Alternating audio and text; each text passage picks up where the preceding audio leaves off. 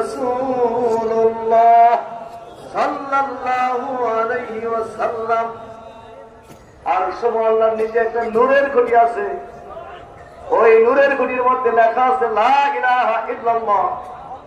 দুনিয়ায় কোন গুনাহগার বান্দা যখন লা ইলাহা ইল্লাল্লাহর জিকির করে, কলমা শরীফের জিকির করে, ওই নূরের খুঁটির মধ্যে গিয়া ধাক্কা লাগে, নূরের খুঁটি থর থর করে কাঁপতে থাকে।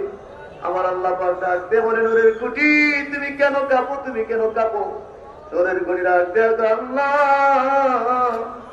তোমার একজন গুনাহগার বান্দা সোনাকান্দা দারুল হুদা দরবার শরীফের ফার্সি ওয়াজি সারে সাহেবের মাহফিলে বসিয়া বসিয়া মাগরিবের পরে তালিমের মধ্যে বৈশা তোমার কলমা শরীফের জিকির করে, সেই জিকিরের ধাক্কা এসে আমার গায়ে লাগে, এই জন্য আমি কাঁপি। আমার আল্লাহ রাখতে নূরের খুঁটি তুমি থামিয়া যাও, থামিয়া যাও।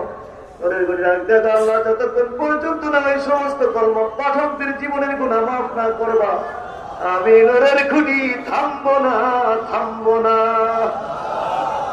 আমার আল্লাহ ডাকতে নূরের খুঁটি রে, ও নূরের খুঁটি তুমি থামিয়া যাও, থামিয়া যাও।